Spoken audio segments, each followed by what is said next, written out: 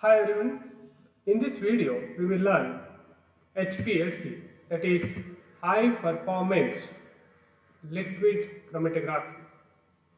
It's basically another chromatographic technique wherein liquid is used as a mobile phase and the performance is higher. High performance means performance is higher compared to normal chromatographic technique. So this performance is higher with some high pressure. So in some books you notice the full form of HPLC as high pressure liquid chromatography. That's also correct because it uses high pressure in the presence of some motor or pump. That's why it is called high pressure liquid chromatography. Both the full forms are correct, high performance as well as high pressure. So from the definition, you understand it's a type of chromatographic technique which involves the separation of mixture into constituent components using liquid as a mobile phase and solid stationary phase. From the definition, you can make out it is similar to column chromatography. We have already studied column chromatographic technique. We have seen solid is used as a stationary phase and liquid is used as a mobile phase. Well, this is similar to that. What is the difference now? The difference is here you use high pressure in the with the add of some pump. We can create some pressure. That pressure sometimes it varies from 100 to 400 atmosphere. Chemical separation technique, everything will be same. It works along with the gravity. It is in the gravitational direction and passes through column. Separation takes place in the column as per its affinity towards mobile phase as well as stationary phase. And columns are again well packed. They are ready-made columns which are available. So you purchase usually and put it. Again, here also there are normal phase and reverse phase, which is similar to what we have discussed in column chromatography. The main difference is here you apply high pressure. Well, there is one more type of column chromatography which I have mentioned in my column chromatography video, that is flash chromatography. This flash chromatography and HPLC instrument or chromatography looks more or less similar, but there's a difference in terms of column as well as the pressure. So if you look at the nature of column, see in the HPLC instrument or HPLC columns, they are well packed and it contains very small size particles as adsorbents. Here adsorbent are very small size particle. But in case of flash chromatography, these columns used for flash chromatography are usually not well packed or they don't contain that much small particle which HPLC columns have. So this particle size is higher compared to this HPLC column. That's why you need lower pressure here. Here the pressure created is 0.5 to 0.6 atmosphere, but here pressure created is very high. It goes from 100 to 300 atmospheric pressure. So that much pressure is needed. Why that much pressure is needed? Because the size of the particle is very small. So if you want to push the sample or push the mixture through this, then what happens? Automatically you need very high pressure because there is a strong resistance from the particles. You know that as the size of the particle goes down or the size of the particle decreases, then the resistance power or the area of the particle is higher. As the area increases, resistance power also increases. So for the movement of the mixture. Basically how the HPLC instrument looks like. With the solvent reservoir, you put solvent here and there will be pump which will take out the solvent and creates high pressure, and you inject the sample, then solvent will take the sample and goes through the column. Here actually the separation takes place. So the separation is under the control of the program you develop here. You can develop a program and there will be detector which will detect the response, output response, and the detector response will be recorded here as a chromatogram. So the restore is similar to gas chromatographic technique. That's what you chromatogram you get. It's like various peaks you get, and the separation how it takes place in the column. They are all similar to gas chromatography, but the program is different here. The gas chromatography you have seen, program was mainly for maintaining the temperature as well as the flow rate. But flow rate usually used to be kept constant there, 25 to 30 ml per minute, and basically we vary the temperature. But here we vary the polarity of the solvent as well as time, that is flow rate. You will watch these videos for better understanding, and then we will come back for this discussion. Here, one quick biochemistry basics here. Let's talk about HPLC. HPLC is also known as high performance liquid chromatography or high pressure liquid chromatography. HPLC is usually a modified column chromatography. In column chromatography, a column is packed with an absorbent material like silica, and the mobile phase is passed down the column because of gravity. But in HPLC, a high pressure pump is attached with the column. The high pressure pump can generate a high pressure up to 40 megapascals. The column is filled with an absorbent material which has a very small particle size. The small particle size gives a very large surface area for the sample molecules to interact. As a result, the efficiency of separation increases, giving high resolution. Let's see the components of HPLC. The column is made up of stainless steel which can withstand a very high pressure up to 50 megapascals. The length of the column can vary from 5 to 25 centimeters and have an internal diameter of 4.5 millimeter. The flow rate of mobile phase through the column is usually 1 to 3 ml per minute. The stationary phase. As discussed earlier, the stationary phase is made up of an adsorbent material that has a very small particle size. The particle size is kept uniform to obtain a better performance. Usually chemically modified silica, divinyl benzene, etc. are commonly used as a stationary phase. The mobile phase. The mixture of different solvents can be used as a mobile phase. The solvent used depends on the type of sample molecules which are to be separated. The mobile phase solvent can be polar or non-polar. The mobile phase is usually kept in the solvent reservoir. The solvent reservoir is attached with a pump which pumps the mobile phase in the column with a high pressure. Just before HPLC column, there is an injector which allows introduction of the sample in the column. The detector. In order to detect the eluate, that is sample coming out of the column, the HPLC column is attached with a detector.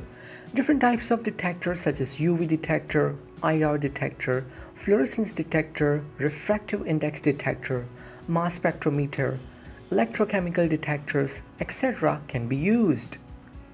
The detectors are connected with a computer which collects the information. Now let's see the working of HPLC. As the sample molecules get separated, they are detected by the detector and a peak is obtained on the computer. This peak is plotted with respect to the retention time. To identify the components, we need to have standards. Let's understand this with an example. Let's say we run glucose as our sample and the peak of glucose is obtained at 5 minutes.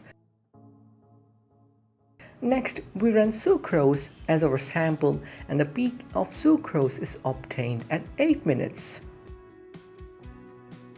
Now we analyze the unknown sample for the detection of sugars present in it.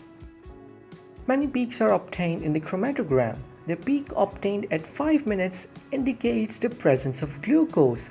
However, there is no peak at 8 minutes which indicates that sucrose was absent in our sample. The remaining two peaks are still unknown as we don't have any standards to compare their retention time. This is how the detection of sample is done in HPLC, and for the detection we must have the standards. Using HPLC, it is also possible to find the concentration of sample, but before doing so, we need to have standard curve. Let's say we take different concentration of glucose and run through HPLC. The peaks of glucose are obtained at 5 minutes, and with an increase in the concentration of glucose, the area under the curve increases. Once the standard information about the area under the curve and the concentration of glucose is obtained, just by measuring the area of glucose peak in the unknown sample, the concentration of the glucose can be estimated. Now let's see different types of HPLC. Normal phase HPLC. In this type of HPLC, the stationary phase is polar while the mobile phase is non-polar. Usually, silica is preferred as a stationary phase as silica has SiOH group, which gives its polar nature. During normal phase HPLC, polar molecules are retained on the stationary phase, while the non-polar molecules move fast down the column with the mobile phase. Reverse phase HPLC. In this method, the stationary phase is non-polar while the mobile phase is polar. The non-polar molecules are retained on the stationary phase while the polar molecules move fast down the column. Size exclusion HPLC. This method is based on size exclusion chromatography or gel permeation chromatography. In this method, the stationary phase particles are porous. As a result, small molecules gets inside the pores and takes a long time to move, while the large molecules easily pass down the column. Hence, separation occurs based on the molecular size. Ion exchange HPLC. In this method, the stationary phase has an ionic charge. If the molecules of interest has a positive charge, then a stationary phase is kept negative. And if the molecule of interest has a negative charge, then the stationary phase is kept positive. Hence, separation occurs based on the molecular charge. I hope you have understood the working principle of HPLC and construction of HPLC instrument and how exactly the separation takes place in the column. Well, this is the schematic diagram of HPLC instrument. If it is asked in the exam, you don't have to write this instrument figure. You can just write schematic diagram. Wherever it may be even GC, gas chromatography, you can just write the schematic diagram. You don't have to draw the instrument. That's how it looks in the some lab, R&D lab or analytical lab. Okay, this is a schematic diagram which represents all the components of HPLC.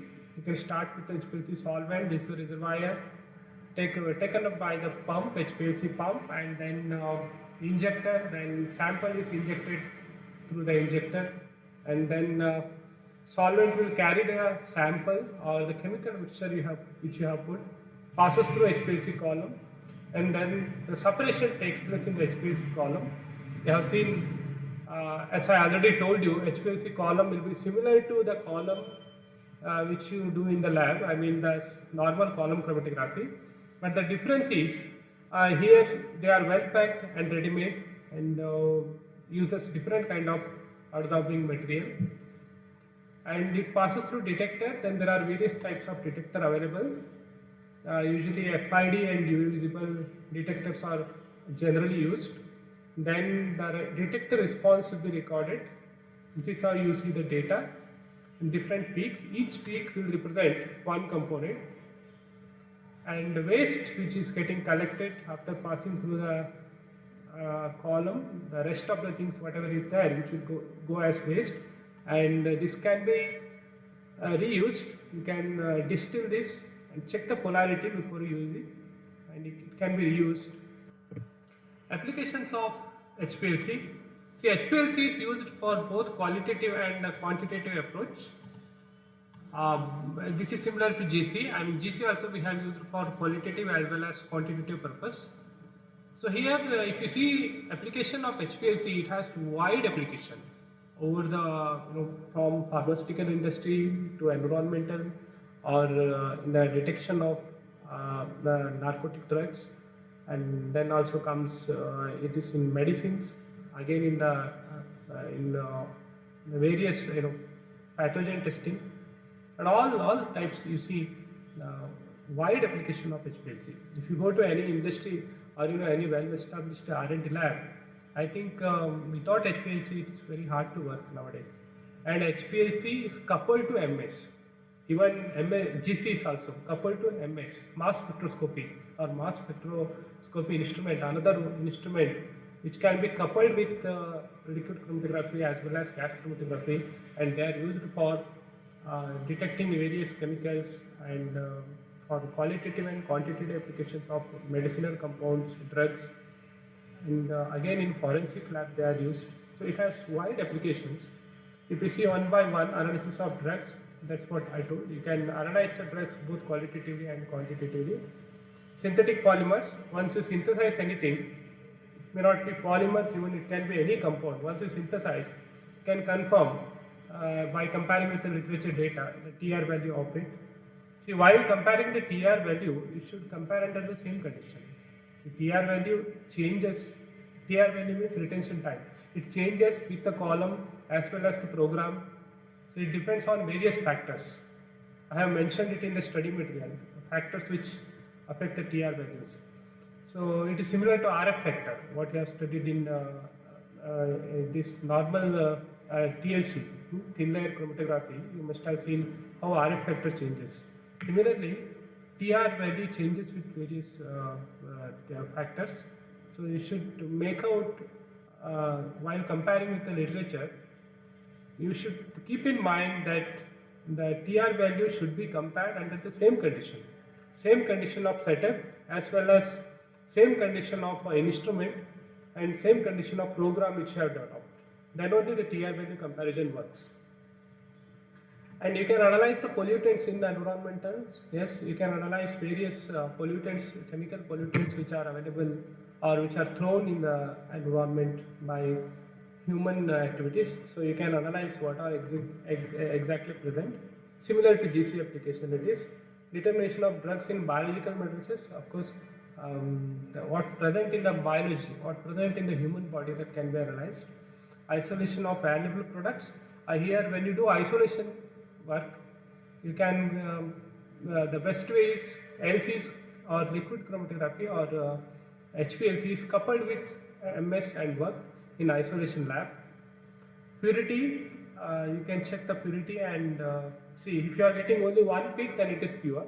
If you have a component, you want to check the purity or any chemical you have purchased, you want to check the purity of that, then you look for the HPLC peaks. If you are getting only one peak, then yes, you have only one component. So suppose you are getting only one peak, then you have only one component, because each component will give one peak. So if you are getting some other, like maybe one small peaks like this in the same chromatogram at different TR, then you may say that there are some impurities. You need to remove those impurities. And suppression and purification of biopolymers, of course, it may be enzymes, nucleic acid, all these things, it can be separated. See, how do you separate? After getting the peak, once you detected that your component is here, then you elute it out. You collect this. You collect in test tube or any container. You can collect this. This is qualitative. Once you note the TR value, that will be qualitative for a particular component. After that, you remove it successfully, you collect it, that will be quantitative. Separation and purification of biopolymers and enantiomeric suppression is possible with chiral columns. Note this point, this is very important. The enantiomeric suppression is not possible in normal column chromatography, but it is possible using HPLC, but you have to use the specific columns, chiral columns. Chiral columns where the stationary material is again a chiral. They are packed with some chiral adsorbent and it costs a lot, more than 1.5 lakh. Again, you have to use a guard column and connect it. I have used it in my research work as well as R&D company. So it's bit difficult. It's not that easy to do. You get two peaks and enantiomers you can make out. So in a chromatogram, suppose you are separating a chiral mixture. You have R and S, then R based on enantiomeric excess R and S it will be separated, but you have to use the column which is chiral. Remember this. These are some of the important applications of HPLC. Then please go through these references which are same for all the chromatographic techniques, and please go through, there are various videos available online which are very useful. They can explain far better than what I explained here. So please go through those and attain better knowledge, because HPLC, it means gas chromatography or column chromatography or thin layer chromatography, these are all very important chromatographic techniques used for the purification purpose. If you attend any kind of interview tomorrow in some company, 100% there will be questions on chromatographic techniques. You should be well versed with these chromatographic techniques. At this stage, you may not be able to handle the instrument or any kind of technique you will be able to develop at this stage. But when you go for masters, when you go for PhD, every day you will be using this technique for the purification of what you synthesize or what you isolate from the nature. So this comes almost every day in your research work. Thank you for watching.